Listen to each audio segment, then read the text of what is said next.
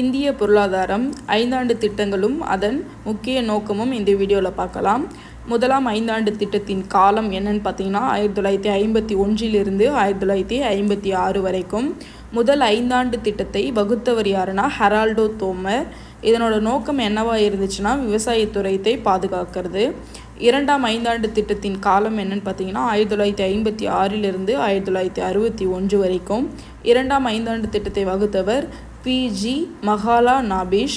இதனோட முக்கியத்துவம் என்னவா இருந்துச்சுன்னா தொழில்துறையை டெக்னாலஜியை டெவலப் பண்ணுறது.